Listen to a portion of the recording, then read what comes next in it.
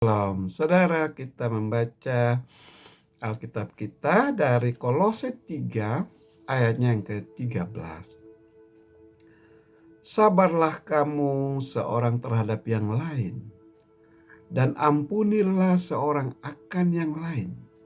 Apabila yang seorang menaruh dendam terhadap yang lain, sama seperti Tuhan telah mengampuni kamu, kamu perbuat jugalah demikian.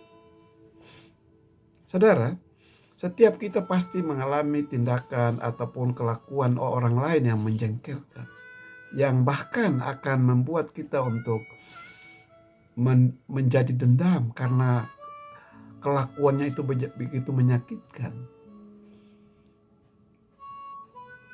Tapi pernahkah Anda berpikir seperti ini?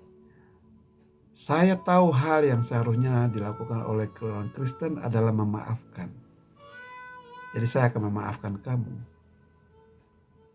Tetapi saya akan memaafkannya segera jika dia minta maaf.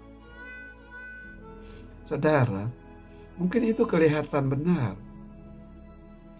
Tetapi itu sebenarnya Anda masih menyimpan rasa sakit hati. Ya, saudara. Orang itu mungkin tidak akan pernah meminta maaf kepada Anda. Dia mungkin tidak peduli.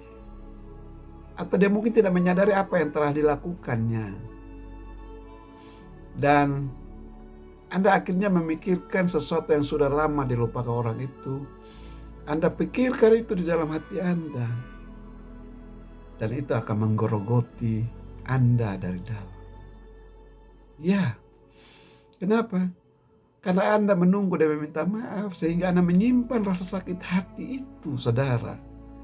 Itu hanya akan menimbulkan kebencian. Dan kebencian akan menghancurkan Anda.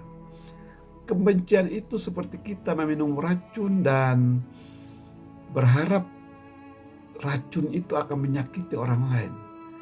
Itu tidak berhasil, justru Anda sendiri yang akan keracunan. Kalau begitu, apa penawar dari kebencian itu? Pengawal dari racun kebencian itu? Penawarnya adalah pengampunan. Yesus menjadi contoh yang sempurna tentang pengampunan. Bahkan dalam situasi yang paling ekstrim sekalipun, saat ia tergantung di kayu salib, ia berkata, "Ya Bapa, ampunilah mereka sebab mereka tidak tahu apa yang mereka perbuat." Sempurna, saudara. Tidak ada orang yang melakukan itu. Pengampunan di tengah atau di puncak penderitaan yang diakibatkan oleh orang lain.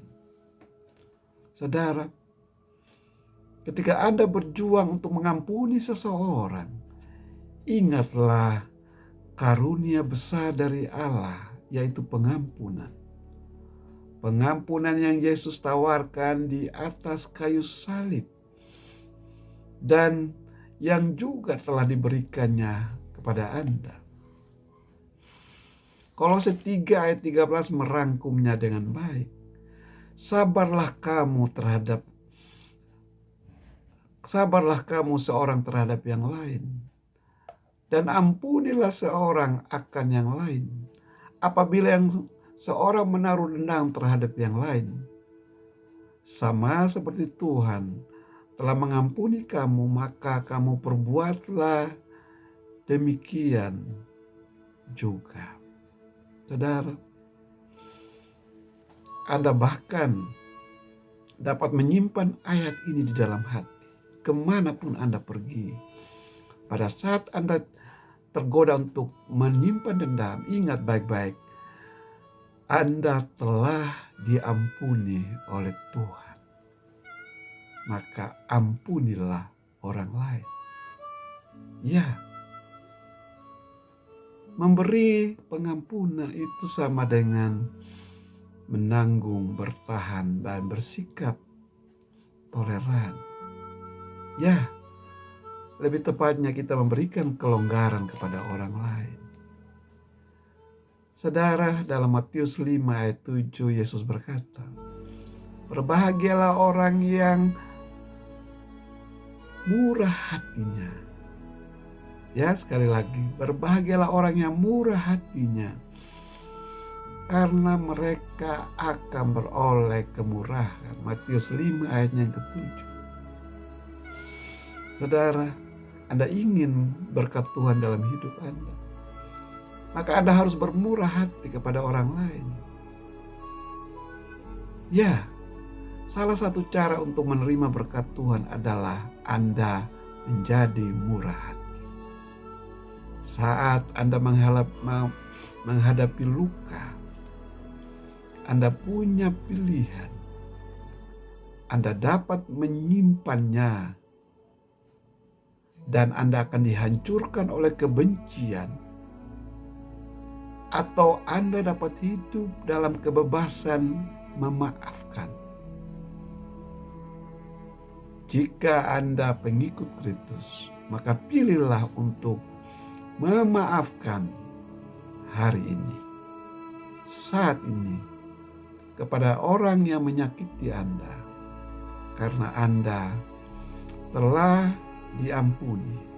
Perbuatlah juga demikian kepada orang lain. Amin. Demikian saudara renungan singkat. Tuhan Yesus memberkati.